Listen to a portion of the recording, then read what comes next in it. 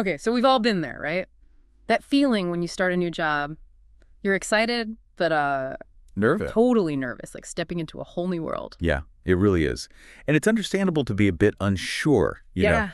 You're in unfamiliar territory, trying to find where you fit in. Exactly. And that's what we're going to deep dive into today, how to thrive, not just survive those first few weeks. I like that. We'll unpack those common challenges, hear from someone who really nailed it, and we'll even do a little exercise to map out your own support system. Sounds good.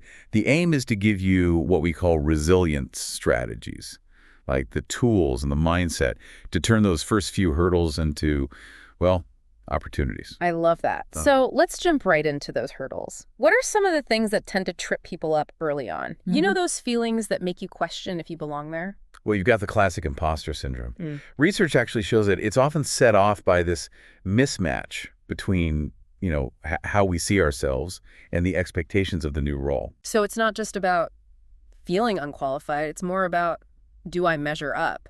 Exactly. We tend to overthink our shortcomings and downplay our strengths. And that leads to this feeling of being a fraud, waiting to be found out. It's like our inner critic is working overtime those first few days. Totally. And then, of course, there are the learning curves. New systems, new processes, new jargon.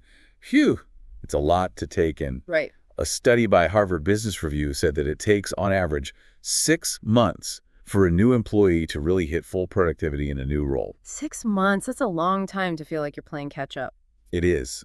And it really highlights how important patience and self-compassion are in that initial phase. For sure. And then there's building those relationships, figuring out the company culture, team dynamics, who to turn to for help. It's like entering a new ecosystem, You need to learn the unspoken rules, the communication styles, even the power dynamics. Yeah, so it's not just about doing the work, it's understanding the whole social landscape of the workplace. Absolutely. And that brings us to Leo's story. He started as a project coordinator and felt totally swamped by the software and how experienced everyone else was. Oh, so he was dealing with all three challenges at once: imposter syndrome, steep learning curve, and navigating a new team. I'm eager to hear how he handled it. Well, imagine this. It's Leo's first week, right? And he's thrown headfirst into this project management software he's never seen before. He's surrounded by colleagues who basically speak fluent project management. I can already feel the anxiety building, so what did he do? Instead of retreating into self-doubt, he did something really smart. He recognized the knowledge gap and was proactive. He asked his manager for more training and even found online tutorials to practice after work. So he took charge of his learning, didn't just wait around. Exactly. And he didn't stop there. He also made an effort to connect with his colleagues, casually asking about their experiences with the software or tips for the company culture. He gradually built rapport with the team that way. So he turned what could have been isolating into a chance to connect and learn. Right. And to boost his confidence, he set small, achievable goals each week. Little wins that kept him motivated and chipped away at that imposter syndrome. Those small wins really do make a difference, don't they? They give you a sense of progress and keep you going. Absolutely. And what's really insightful about Leo's experience is that he didn't just cross his fingers and hope for the best. He saw the challenges and did something about them. He was resilient. That's a great point. It's not about never feeling uncertain. It's about planning and taking those steps. Okay, we've talked about those common challenges and how Leo navigated them. But now I'm curious about our listeners. Me too. It's time to get a little personal. Time to move from understanding to, action. How do you approach new situations? Are you like Leo, diving right in, or do you prefer more structure up front? That's a great question to think about. And it leads perfectly into our next segment, a practical exercise to map out your own support system and what you need to thrive. Think of it as moving from feeling overwhelmed to feeling empowered. Ready to grab a pen and paper? We're going to do this together. Love it. Okay, listeners, let's get practical. First, think about the people at your workplace who can be your go-to resources. This could be your manager, a teammate, someone in HR, anyone you're comfortable asking questions or going to for advice. Jot down at least 3 names. Keep in mind, these are the folks who can give you insights into the company culture, advice on those processes, help you with the unwritten rules. Yes, they're your mentors, your guides. All right, next, let's figure out those skills or tools you need to master in your new role. What are those key things you need to learn to be successful? List 2 or 3. This could be anything, really. Software programs, communication protocols, understanding how a project flows. Now for the best part, let's focus on your strengths. What are you bringing to the table? Hmm. Technical skills, problem solving, creativity, your awesome communication skills, anything you consider a strength, write down at least 3. It's important to acknowledge and celebrate your strengths. They're the foundation of your resilience, your ability to bounce back and achieve your goals. So we've identified our support system, what we want to learn, and our strengths. What's the takeaway here? By mapping all of this out, you're basically creating a roadmap for your new role. It's about moving from uncertainty to clarity and action. And that's resilience in a nutshell, turning those initial anxieties into a plan for success. So, to recap everything we've covered, let's boil it down to 4 concise tips for thriving in a new workplace. First and foremost, ask questions. Don't be shy about asking for clarification. It shows you're engaged and ready to learn. Plus, it often saves you time and headaches later on. You uncover valuable stuff you might have missed. Exactly. It's like being proactive about gathering information. Second tip, pay close attention to the workplace culture. See how people communicate, how they collaborate, how they give feedback.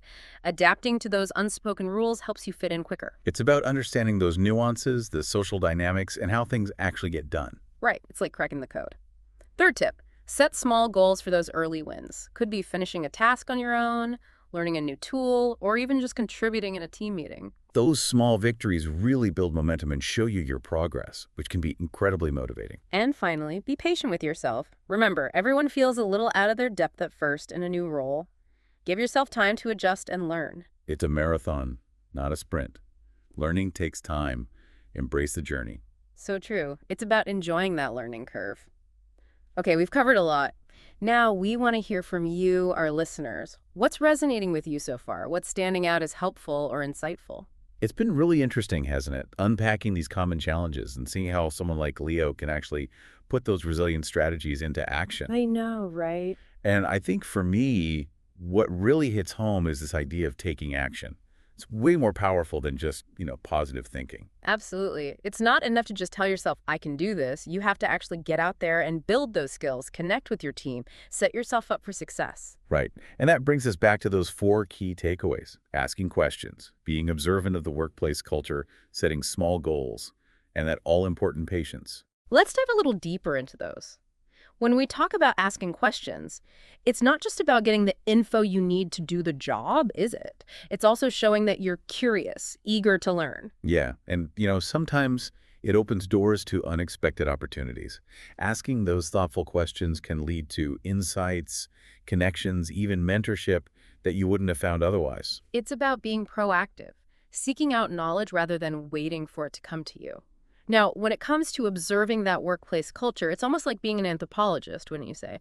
You're studying those social norms, the communication styles, how decisions are made. Totally. You're trying to figure out those unwritten rules. How do people interact?